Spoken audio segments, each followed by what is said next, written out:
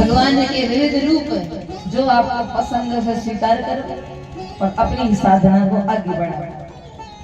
और अगर महाराज विदेश में कहीं जन्म ले ली होते, मान लो यूक्रेन में, आज देखो क्या हालत हो रही है, इधर से उधर दौड़ लगाते कर रहे होते।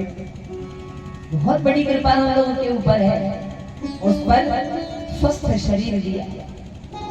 कोई कितना भी आपको चाहने वाला हो, भगवान ना करे कभी किसी के साथ ऐसा हो, अगर एक आध आंख किसी की फूट जाए और चाहने वाले से कहो कि तुम्हारी एक आंख हमको दे दो, तुम तो हमें बहुत चाहते हो, तो जिसकी आंख गई है उसको पता है कि महाराज लाखों रुपया दे दो तब भी आंख नहीं मिलने वाली। कितना महत्वपूर्ण एक एक अंग ये भगवान का दिया हुआ हमारे लिए है। अगर भैया ने मायके से कानों के झुमके बना दिए, नाग की नथ बना दी, तो बहन जी पूरे मोहल्ले में दिखाती हुई डोलती हैं, मायके से मेरे भैया ने नाग की नथ बनवा के दी है। और अगर भगवान ने नाग की नहीं दी होती तो नथ का क्या करते? तो हम नथ की प्रशंसा तो बहुत करते हैं, सबको दिखाते हैं, पर जिन्होंने ये नाक दी, जिन्होंने ये शरीर दिया, उसको हमेशा सोचते रहते हैं, प्रभु तुमने ये जन्म ही क्यों दिया, बड़ा कष्ट है, हमने तो ऐसा नहीं किया था, हम तो ऐसे नहीं थे। बोलिए भक्तवत्सल भगवान की, उस पर भी कृपा हम सब पर ये है। आज भारत में भी ऐसे बहुत लोग हैं जो धर्म कर्म से महाराज बहुत वंचित हैं। जिनसे ये भी पूछो कि राम जी कितने भाई थे, उनको ये भी नहीं पता था। तो उन लोगों में भी हम बहुत सौभाग्यशाली हैं कि कम से कम हमारी गति, हमारी मति ऐसी तो है कि हम कथा में 4-4 घंटे अपना समय दे पा रहे हैं, ऐसी बुद्धि हमारी है। ये अपना मेहनत, अपनी परिश्रम नहीं कह रहे हम कथा सुन रहे, ना हम कथा सुनाने वाले, ना हम कथा सुनने वाले। देखा था एक माता जी को यहाँ चक्कर आ रहा था, 1 घंटे बाद क्या होगा भरोसा नहीं। हम खुद कथा करने आ रहे थे तो क्या हुआ, कोई भरोसा नहीं। कथावाचक अहंकार कर ले कि भाई हमारी बड़ी सेवा पूजा हो रही, भगवान को क्या करना है, हल्का सा यहाँ पर नट ढीला कर देना है, तो जो माला पहना रहे थे वही मार के भगाएंगे। बड़ी बुद्धि खराब हो जाए तो क्या उपाय है। बोली भक्तवत्सल भगवान की जय। अति हरि कृपा जासु पर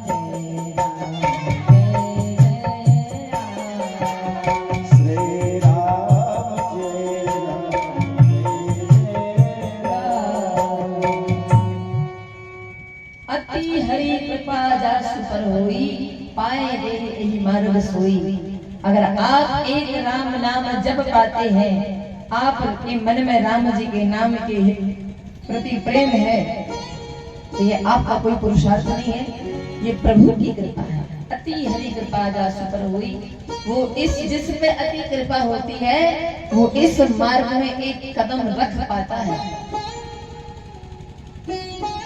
तो सोचिए कितनी बड़ी कृपा प्रभु ने की है। तो महाराज आज से मेरा थोड़ा सा विचार करके जीवन को जीना। सत्संग क्या है? सत्संग जीने की दिशा देता है, दशा को सुधारता है। ये चरित्र, ये कथाएं किस लिए? हमको प्रेरणा लेने के लिए है। भगवान कृष्ण का जीवन कैसा रहा है? जब धराधाम पर आए तो वो भी सुखी नहीं रहे, और हम चाहते हैं कि हमको सुख मिले। बिल्कुल इच्छा मत करना, बिल्कुल आशा मत करना। संसार को ही भगवान ने कहा दुखालयम शाश्वतम। संसार क्या है? दुख आलय है। कहीं भोजनालय है, या भोजनालय में मेडिसिन लेने पहुंचो तो भाई यहाँ भोजनालय, दवाई कहाँ मिलेगी? वो बोले महाराज दवाई तो दवा खाना में मिलेगी, औषधालय में औषधि मिलेगी, भोजनालय में भोजन मिलेगा। इसी प्रकार से संसार क्या बोले दुख आलय, और इस दुख आलय में हम सोचते हैं कि सुख हमको मिल जाए। सुख के धाम तो केवल राम है, कृष्ण है।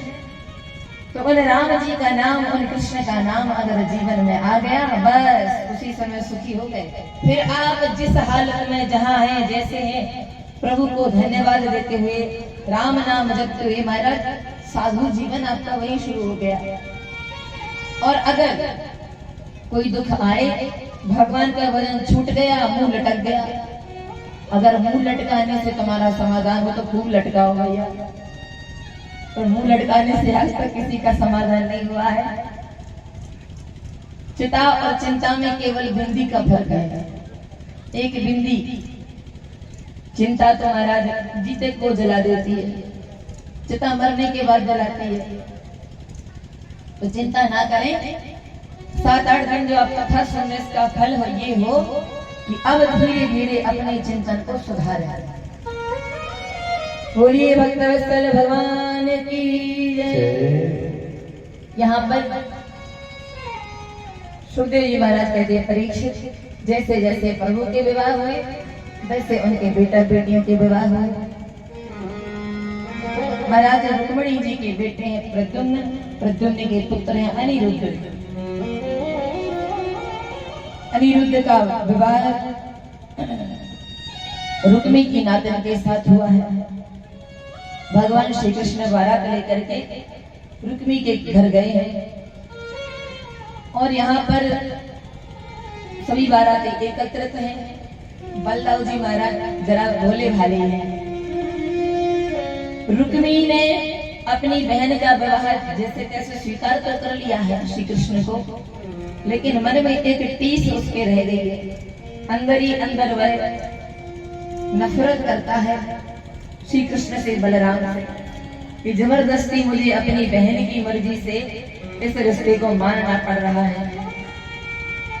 तो उसी ईर्ष्यावश अंदर जो कुड़न है, जो जलन है, जो दुख है, बलदाऊ जी को पकड़ा, बोले चलिए दाऊ जी जुआ खेल। तो बलराम जी के साथ रुक्मिणी युद्ध क्रीड़ा कर रहा है।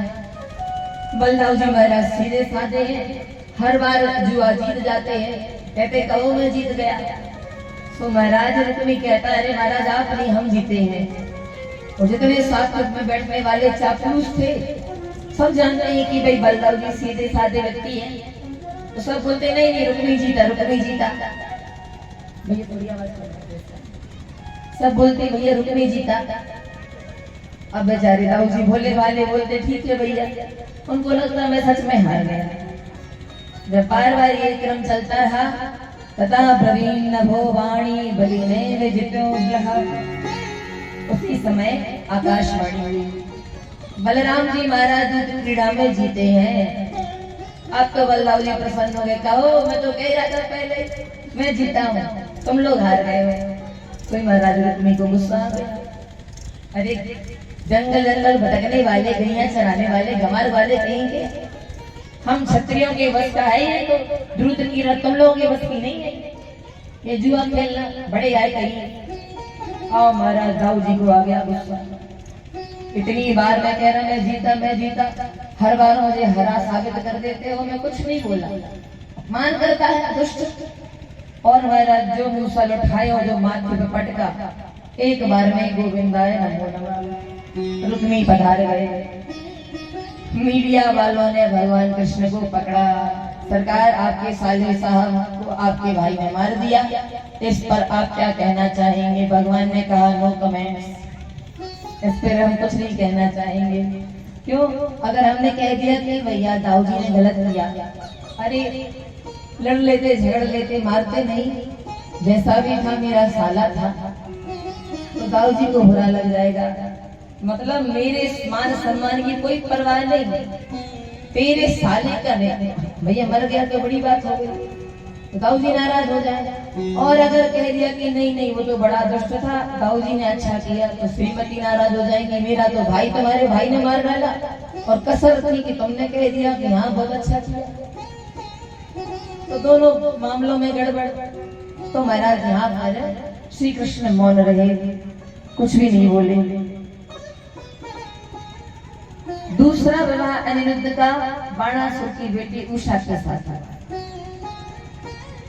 उषा देवी स्वप्न में अनिरुद्ध को देखती हैं और अपनी सखी चित्रलेखा से कहती हैं, बहन मैंने एक बहुत ही सुंदर राजकुमार स्वप्न में देखा है, मैं विवाह करूंगी तो उसी से करूंगी। चित्रलेखा जी ने चित्र बनाया श्री कृष्ण का, बोले ये देखा, बोले नहीं ये नहीं। प्रद्युम्न का चित्र बनाया, ये देखा, बोले नहीं। और प्रद्युम्न ने पुत्र अनिरुद्ध का जब चित्र बनाया, खुशी से उछल पड़ी, हाँ ये तो वही राजकुमार है। चित्रलेखा मायावी थी, सखी अगर तू आदेश कर तो तेरे इस मन पसंद युवक को तेरे कमरे में लाके खड़ा कर दूं। बोली बहन अगर ये कर दे तो तेरा बड़ा उपकार रहेगा। चित्रलेखा माया से ही सोते हुए अनिरुद्ध को उठा करके ले आई उषा के कमरे में। और जब अनिरुद्ध की नींद खुली तो सामने एक सुंदरी बैठी है। कहा देवी आप कौन? हाथ जोड़ करके कहा महाराज मैंने स्वप्न में आपको देखा और देखने के बाद मैंने मन में संकल्प लिया विवाह करूंगी तो आपसे ही करूंगी, मैं बाणासुर की बेटी हूँ। अब महाराज अनिरुद्ध का दूसरा विवाह के साथ हुआ कि महाराज द्वार पर पहरा देने वाले सैनिकों के कानों में जब किसी पुरुष के हंसने की आवाज आई, पहुंचे बाणासुर के पास, महाराज हमें लगता है राजकुमारी के कक्ष में कोई पुरुष है। बाणासुर गया, देखा, अनिरुद्ध जी को पकड़ करके जेल में डाल दिया। नारद जी आए और द्वारिकाधीश को खबर करी, सरकार वाला बच्चे सब बढ़िया? बोले सब बढ़िया, आपका पोता जेल में पड़ा है। तब यहाँ पर प्रभु अपनी सेना लेकर के आक्रमण करने के लिए बाणासुर के घर गए। बाणासुर भागा भगवान शंकर के पास। भगवान शंकर इसके गुरु हैं और प्रभु ने वचन दिया है कि जब भी तुम पे कोई संकट आएगा मैं तुम्हारी रक्षा करूंगा। तो भगवान शंकर महाराज रक्षा करने के लिए आए, लेकिन यहाँ पर जब भगवान कृष्ण और शंकर का युद्ध होने वाला था तो महात्माओं ने आके रोक दिया। प्रभु आप ये लीला मत कीजिए, अन्यथा सृष्टि में हाहाकार मच जाएगा। तो अपने अपने ज्वर को इन्होंने भेजा, तो माहेश्वर ज्वर को वैष्णव ज्वर ने पटक दिया। तो माहेश्वर ज्वर पटक जैसे परास्त हुआ और यहाँ पर प्रभु ने जम्बणास्त्र भगवान शंकर पर छोड़ दिया। जैसे लाफिंग गैस होती है ना, कि लाफिंग गैस अगर कहीं छोड़ दो तो सामने वाला सूंघने वाला हंसता ही रहता है कुछ देर तक। तो ऐसे जम्बणास्त्र प्रभु ने भगवान शंकर के ऊपर छोड़ दिया कि शंकर जी को फिर जमाई आने लगी। और वो जमाते रहे, चुटकी बजाते रहे, राम राम राम, जैसे नींद आती ना वो बासी। तो इस प्रकार से भोले बाबा चुटकी बजाते राम राम करते रहे। भगवान कृष्ण अंदर प्रविष्ट हो गए और बाणासुर की महाराज 20,000 भुजाएं, केवल 4 भुजा बचने थी, सब काट डाली। भगवान शंकर आए, बोले महाराज जैसा भी है मेरा चेला है। बोले कोई बात नहीं, आप चिंता मत कीजिए, अगर ये आपका चेला है तो मेरा भी तो रिश्तेदार बन गया, मेरे पोते के ससुर जी है ये। और दूसरा 4 भुजाएं मेरी, 4 भुजाएं इसकी, अपने सवारी मैंने बना लिया है। बोलिए भक्तवत्सल भगवान की। समय समय पर प्रभु अपने बच्चों के साथ जब समय मिलता है तो बैठते हैं, खेलते हैं। कोई कितना भी व्यस्त व्यक्ति हो, कितना भी अमीर हो, उसको बच्चों के साथ बैठने उठने का समय अवश्य ही निकालना चाहिए। समय समय पर शिक्षा देनी चाहिए। आज समय जहाँ जा रहा है, बच्चे बिल्कुल मोबाइल के गुलाम हो गए हैं। मोबाइल के बिना महाराज कुछ होता ही नहीं है। आप देखेंगे जो बच्चे जब देखो तब मोबाइल में घुसे रहते हैं, उनकी बुद्धि ज्यादा विकसित नहीं हो पाती है और चारों तरफ उनका दिमाग चलेगा भी नहीं। एक जब तक सा एक बंद सा स्थिति हो जाती है, ना किसी से ठीक से घुल मिल पाते हैं, ना बात कर पाते हैं। तो कृपया करके बच्चे थोड़ी देर रोते हैं तो रोने दो, और अभी बच्चे हैं, आप जो संस्कार डालेंगे वो पढ़ेंगे। उनको पास में बैठाओ, कभी मीरा जी का चरित्र सुनाओ, कभी लक्ष्मीबाई का चरित्र सुनाओ, कभी छत्रपति शिवाजी का चरित्र सुनाओ, कभी महाराणा प्रताप की चरित्र सुनाओ। आज तमाम हीरो हीरोइनों को सबको जानते हैं बच्चे, वो भी हीरो हीरोइन कौन बोलिए, पाखंड करने वाले, ढोंग करने वाले केवल एक्टर। असली हीरो तो वो रहे हैं महाराणा प्रताप, छत्रपति शिवाजी। इन देश के वीर सैनिकों की, वीरांगनाओं की कथाओं को सुनाओ, भगवान की लीला चरित्र को सुनाओ। और अगर बच्चे नहीं सुन रहे हैं तो उसमें महाराज कितने कितने उपाय हैं। जैसे कृष्णा सीरियल लगा दो, इतनी तो डांट रख सकते हो ना अपने बच्चे पे, इतना तो बस होना ही चाहिए भैया कि खबरदार कोई कुछ और देखा तो साउंड फ्री रखो, कान में हेडफोन नहीं लगेगा, ईयरफोन नहीं लगेगा। जय श्री कृष्णा देखो इसमें, अथवा ओम नमः शिवाय देखो, या पुराना वाला महाभारत। ये तीनों नाम क्यों ले रहे हैं? क्योंकि ये तीनों ही जो सीरियल है, रामायण है, जय श्री कृष्णा है, पुराना महाभारत और ओम नमः शिवाय पुराना वाला, ये चारों सीरियल जैसे जैसे शास्त्रों में लिखा है बिल्कुल वैसा ही दिखाया गया है। और आज भी अगर कोई भगवान की कन्हई नौटंकी कोई चल रही हो, किसी को बुरा लगे तो क्षमा चाहेंगी। वो नया सीरियल आया राधा कृष्ण, उसके गीत तो बड़े ही प्यारे, सच में बहुत सुंदर गीत है उसके, लेकिन लीलाओं को देखो तो अगर आपने थोड़ी भी कृष्ण की लीलाएं पढ़ी हैं तो आपका 10 मिनट भी उस सीरियल को देखने में मन नहीं लगेगा। क्यों? जब वो सीरियल शुरू होता है उसके डिस्क्रिप्शन में पहले ही लिखा होता है क्या, कि ये नाटक केवल मनोरंजन के लिए बनाया गया है। और हमारे हिंदू धर्म की बहुत दुख की बात है कि हम लोग ऐसे सीरियलों का विरोध नहीं करते कि अगर राधा कृष्ण दिखा रहे हो, वृंदावन बरसाना दिखा रहे हो तो हमें मनोरंजन नहीं करना, हमें असली बात जाननी है। तो अगर असली बात आप दिखा सकते तो दिखाओ, मनोरंजन के उद्देश्य से इन सीरियलों को मत बनाओ, हम लोग विरोध नहीं करते। तो ये जो लीला दिखाई जा रही है ऊट पटांग, ये सही नहीं है। 4 सीरियल जो आपको पहले नाम लिए ये असली है। तो बच्चों को कहो कि वो चलाओ, रामायण चला लो, जय श्री कृष्णा चला लो, इस तरह से बच्चे का भी मन बदलेगा, भगवान के विषय में वो जानेगा और धीरे धीरे धीरे धीरे चित्तवृत्ति बदलेगी, वातावरण शुद्ध होगा। और महाराज आज की फिल्म में देखो तो मार काट, खून खराब, इतना गंदा दृश्य दिखाया जाता है कि देखने वाला उल्टी कर जाएगा अगर शाकाहारी शुद्ध होगा तो भैया इन सब चीजों से बच्चों को बचाओ। भगवान श्री कृष्ण क्या करते हैं? गर्मी का समय है, प्रभु संध्या के समय अपने बच्चों के साथ बाग बगीचे में गए हैं, बच्चे खेल रहे हैं, प्रभु बैठे हैं।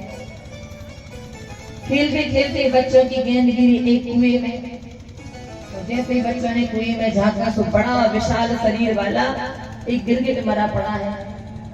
गिरगिट को जैसे बाहर निकाला, प्रभु ने जैसे स्पर्श किया, एक दिव्य पुरुष उस गिरगिट से प्रकट हो गया। बोलिए वत्सल भगवान की। प्रभु ने पूछा आप कौन है महाराज? तब अपना परिचय दे रहा है। नगो नाम नरेंद्र इक्ष्वाकु तनयः प्रभो दानिश्वाध्याय मानेषु यदि ते कर्णं स्पृशम्। महाराज मेरा नाम मृग है, इक्ष्वाकु वंश में मेरा जन्म हुआ। कोई बरसात की बूंदों को गिन ले तो गिन सकता है, इस धरती के धूल कणों को गिनना चाहे तो गिन सकता है, आकाश के तारे गिनना चाहे तो भी गिन सकता है। लेकिन मैंने जितनी गौ माता दान करी है उन गौ माताओं की गिनती नहीं है। भगवान ने कहा इतने बड़े गौदानी हो, इसके बाद भी गिरगिट बने पड़े हो, लगता है बूढ़ी गैया दान करी होगी। बोले नहीं महाराज, युवती गौ माता दान की है। अच्छा तो मरखनी गाय होगी वो दान दी होगी? बोले नहीं, सुशीला गाय दान करी है। पयस्विनी तरुणी शील रूप गुणोत्पन्ना कपिला हेम श्रृंगी न्यायाजिता रूपित सवत्सा दुकूले वाला भरणा गदावह। बड़ी अच्छे सीधी शील स्वभाव वाली गैया, स्वस्थ। और महाराज सिंह को सोने से मढ़ करके देता था, तो फिर भी गिरगिट बने पड़े हो। कौन सा पाप बना था भैया? कहता महाराज, एक बार किसी ब्राह्मण की गौ माता मेरी गौशाला में आ गई, मैं पहचान नहीं पाया, और उसी गौ माता को मैंने किसी ब्राह्मण को दान कर दिया। जिसकी गाय खो गई थी वो ढूंढता आ रहा था, और जिसकी गाय दान दी थी वो लेके जा रहा था, दोनों रास्ते में टकरा रहा। अरे ये तो मेरी गाय है। अरे आपकी गाय कैसे हो सकती, मुझे तो राजा ने दान की है। दोनों लड़ते झगड़ते मेरे पास आए, और जब कहा महाराज ये तो मेरी गैया है, आपने कैसे किसी दूसरे को दे दी? तब मैंने कहा महाराज, इतनी सारी गौ माता कोई बीच में आ गई तो मुझे समझ नहीं आया कि मेरी है किसी और की है, गलती हो गई। अब आप एक कृपा कीजिए, समाधान निकालिए। आप चाहें तो एक के बदले 10 गौ माता दान ले लो। जिस व्यक्ति जिस ब्राह्मण की गाय थी उसको बोला, उसने कहा महाराज हम दान का खाते ही नहीं है। क्यों? बोले दान लेने से अपना पुण्य नष्ट होता है, जिसका दान लेते हैं उसको चला जाता है, तो हम तुम्हारा दान लेंगे नहीं, और हम संतोषी ब्राह्मण हैं, आज तक मैंने किसी का दान नहीं लिया। तो जिस व्यक्ति को वो गाय दान दी थी उससे कहा भैया तुम इसके बदले 10 ले लो, ये गाय इनको वापस दे दो। बोले महाराज अगर ऐसा करूंगा तो मैं तो झूठा हो गया ना। फिर अंततः दोनों लड़ते झगड़ते, जिसकी गाय थी वो भी छोड़ गया, जिसको दान दी वो भी छोड़ गया, कोई लेके नहीं गया। और जब मैं मर करके धर्मराज के पास पहुंचा, धर्मराज ने कहा कि बताइए आपको पहले क्या दें, पुण्य का फल दें या पाप का फल दें? तो मैंने कहा कि मेरा जहां तक जब से मैंने होश संभाला है मुझे याद नहीं मैंने कोई पाप किया है, पुण्य तो मेरे बहुत है, पाप मेरे थोड़े से होंगे। तो ऐसा कीजिए सरकार, पहले मुझे पाप का फल दे दीजिए। इतना कहते तुरंत मुझे धक्का दिया गया, भयंकर गिरगिट बना यहाँ पड़ा था। लेकिन महाराज पुण्य का फल देखोगे, साक्षात द्वारिकाधीश मेरे सामने खड़े हैं। ये पुण्य का फल था कि आप मुझे मिल गए, आपका दर्शन हो गया। इस प्रकार से महाराज नृग का उद्धार हुआ। अब प्रभु ने अपने बच्चों को समझाया, नाहं हलाहलं मन्ये